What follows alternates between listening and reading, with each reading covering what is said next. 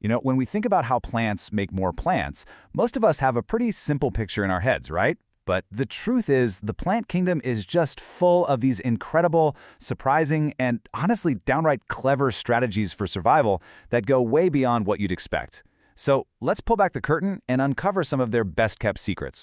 It really all starts with this super basic question. If you want to grow a new plant, how do you do it? I mean, what's the very first thing that pops into your head? For most of us, the answer is seeds.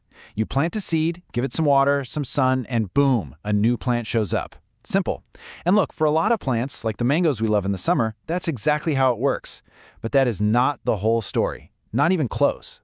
Just think about it for a second. Have you ever actually seen a seed for a potato? Or planted a tiny little rose seed to get a whole new bush? And ferns. What is going on with ferns? They're everywhere, but they don't have flowers or seeds. This is the exact puzzle that gets us into the really cool stuff. It turns out a whole bunch of plants have basically mastered the art of making perfect copies of themselves. They're essentially creating natural clones. No seeds, no flowers needed, just pure direct reproduction. Now, the scientific term for this whole process is vegetative propagation, and it's a form of asexual reproduction, which just means it only needs one parent to get the job done. Instead of using a seed, the plant uses its other parts, its roots, its stems, its leaves, to sprout a whole new plant. And I guarantee you've seen this happen, probably in your own kitchen. If you've ever forgotten about a potato in the back of your pantry for a little too long, you've witnessed this firsthand. Those little sprouts growing out of the eyes, those are vegetative buds, and each one, if you planted it, could grow into a brand new potato plant, a perfect clone of the one it came from. Stems are another super powerful tool for this. Gardeners do this all the time, right?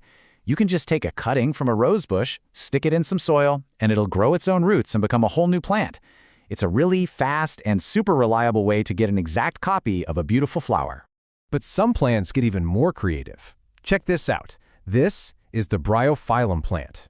It doesn't even wait for a piece to get cut off. It grows these tiny, fully formed little plantlets right there on the edges of its leaves. And when that leaf falls onto some moist soil, those little clones just take root and start their own lives. How cool is that? So why do they do this? I mean, what's the point? Well, there are some huge advantages. For one, it's fast. Way faster than growing from a tiny seed.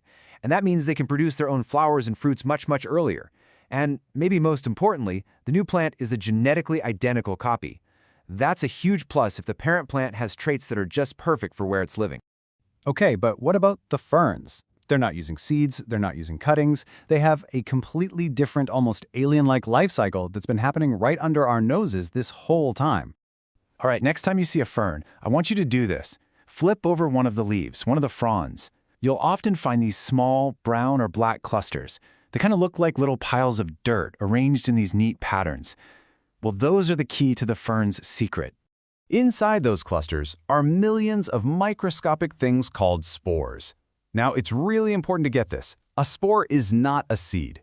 A seed is pretty complex. It has a little plant embryo and a packed lunch inside. A spore is much, much simpler. It's basically just a single cell wrapped in a tough protective coat that helps it survive crazy conditions like extreme heat or drought. And here's the amazing part. The fern doesn't just, drop its spores. The little structures holding them build up tension as they dry out, and then they snap back violently, like a tiny catapult, launching the spores into the air to be carried away by the wind. It's incredible. So here's where it gets a little mind-bending. A spore doesn't grow directly into a big fern. No, it lands and grows into this completely different, tiny, heart-shaped plant called a prothallus. You've probably never even seen one. They're super small. It's on that tiny plant that sexual reproduction happens with a little help from water. And from that, a brand new, big fern, the one we all recognize, finally grows. It's like the fern is living a secret two-stage life. Okay, so after all that talk about clones and spores, let's get back to the method we all know and love. The classic flower story. Good old-fashioned sexual reproduction.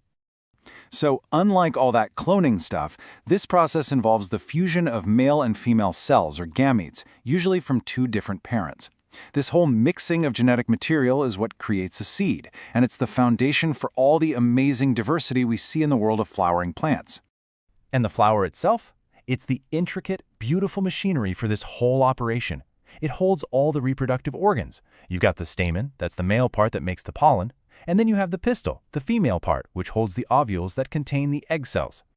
But for any of this to work, that pollen has to get from point A to point B, from the anther to the stigma. That journey is called pollination. Now, if it happens on the very same flower or plant, we call it self-pollination.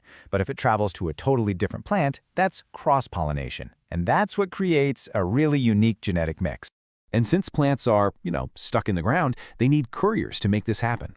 Pollen can be carried by the wind, it can float on water, or, most famously, it can be transported by animals like bees, butterflies, and birds that are attracted to the flower's bright colors and sweet smells. But wait, the journey isn't over. Once that seed is formed, it needs to travel and find its own space to grow. We call this seed dispersal. And plants have evolved some incredible designs for this.